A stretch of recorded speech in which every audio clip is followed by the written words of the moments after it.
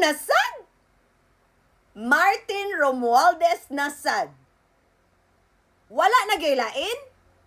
So when the DDS is pushed to one side, Martin Romualdez na naman ang solusyon ng bayan. Ano ba naman yan?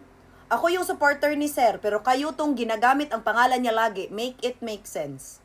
Make it make sense to me, Senator Marcoleta, that you say that Martin Romualdez is involved and blaming him for everything, but it is you and your friends being mentioned by the same report that you are using as evidence. Yusek Bernardo's report does not indicate Martin Romualdez's name. It does, however, indicate Chiz Escudero, your friend, Jinggoy Estrada, and Joel Villanueva. Make it make sense. Make it make sense to me na si Martin naman ang pag-uusapan, pero si Sara Duterte, hindi natin papansinin na siya naman dapat ang pinakamataas na antas na babae, pero hindi dinefend si Ann Curtis.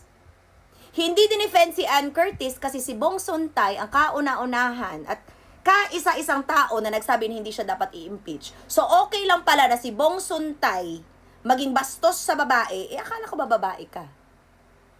So, di ba dapat, kana imong sumbagon?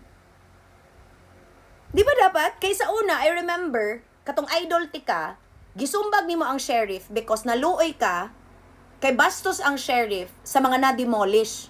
Kay wala ka hulata, di ba? Maotoy reason nga nibilib ko sa imo sa una. Pero karon nga nagbinastos ang imong supporter, di ba?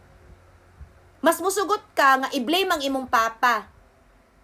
Mas musugot ka nga imong papa nga nagkalisod sa ICC, i-blame sang pagabastos ni Bong Suntay nga dapat gani ikaw ang manumbag sa bakba ni Bong Suntay, apila na stopasyo. Kaya di ba imo na mga baby boys?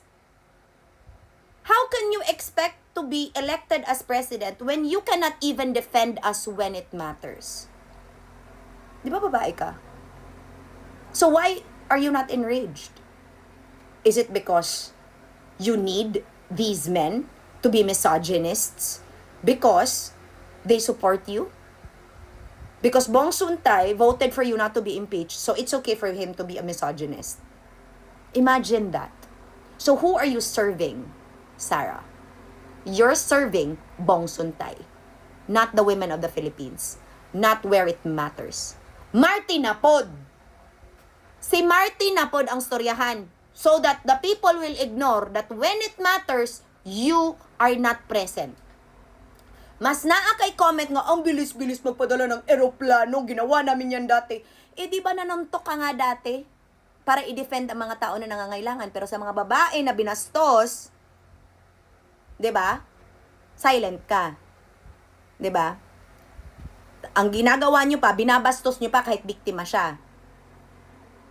And you want me to support that. And you want the Filipino people to expect that when you become president.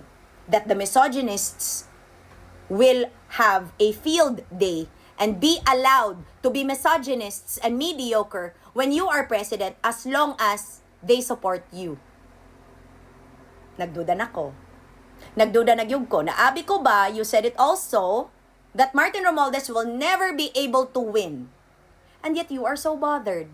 All of you are so bothered that you use his name when you are being shoved into the corner. Because your 2 impeachment complaints has formed. Naipasa. Pwedeng mangyari na. Martin na naman. Si Martin na naman ang pag-uusapan para hindi yan mapag-uusapan.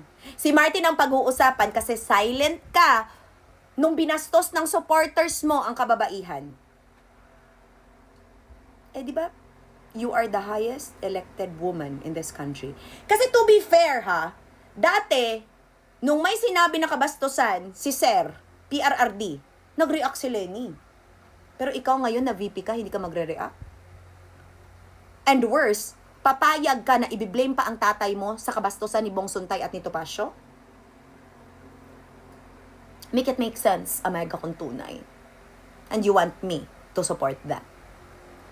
Idol kita dati kasi nanuntok ka sa sheriff. Yun yung, uy, astig, bro. Pero ngayon, na dapat ka suntok-suntok talaga yung bibig ni Suntay at yung bibig ni Topacio Kasi women's man talaga na magbabastos ng babae. Sarah girl? Women's man talaga mangbabastos. Tapos ikaw na highest elected woman, silent.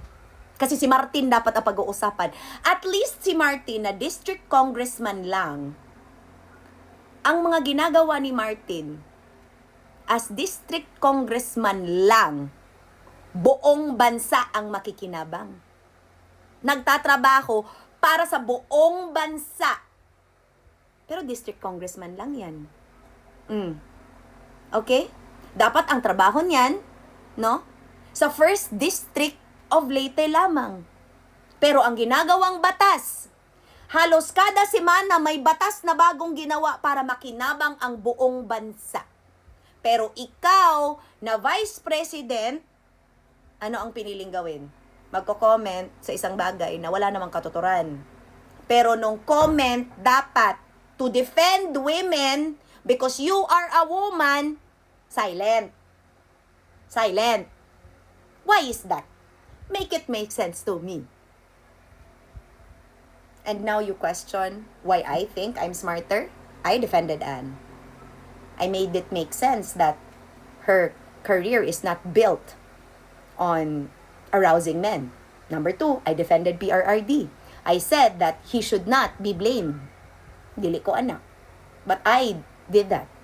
I said that he should not be blamed for Bong Suntay and Topacio's mediocrity. And yet, ang tinuod anak, ang gagamit sa papa, nga gamit iyang papa, nga nagkalisod na gani sa ICC, shut up. Yan mo na gusto ninyo magpresidente. Ano inyong gusto magpresidente? Si Martin Hassan. Pag magkalisod, si Martin Hassan. Grabe na ba? Di ba? For somebody you do not like, grabe kayo makagamit kay sir. Parang ako lang yan. Hindi niyo ako gusto, pero gamit na gamit ang pangalan ko. Can relate. Di ba? Can relate. Hindi niyo kami gusto, pero pag hindi kami pinag-uusapan, bye-bye.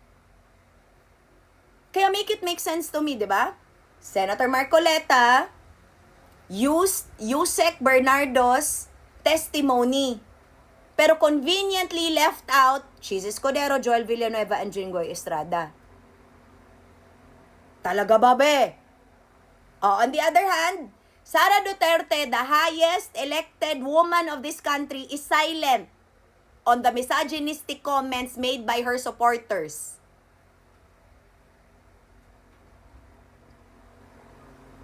So, di ba? And now you're shocked na ako medyo may feeling ako na at least si Lenny dati nagre-react. Oh, ako, I admit, I would react to di ba? Na sana sumasabay ka. Pero mas worse to ngayon. It's even worse when you need to stand up for us and you say nothing because it benefits you. So you are not loyal to the Filipino people. You are loyal to yourself and your power. Badamtas. Kana. O dito mga suko. It's just facts. That when you are pushed to a side, Martin na naman. User talaga kayo forever. Diba? Na pag hindi si Martin ang pag-uusapan, bye-bye. Kasi ma-obvious Ma-obvious kung sino talaga ang kasama sa flood control scandal Tapos, Martin ang pag-uusapan para hindi obvious na pag kailangan ka, wala kang kwenta. Kasi kailangan namin i-defend mo kami kasi babae ka rin. Dapat nakakaramdam ka rin Diba? Or is it because hindi ka nakakaramdam kasi hindi ka pinagnanasaan? Lisod po na, no. Pero bisan pa unta, no. Because we elected you to help us, to defend us. So where is your defense? I know. Because Bong Suntay voted for you not to be impeached. Because Topacio is one of your lawyers. Make it make sense to me that you want to lead the Philippines but you cannot defend it when it matters. Mura to. Ingat.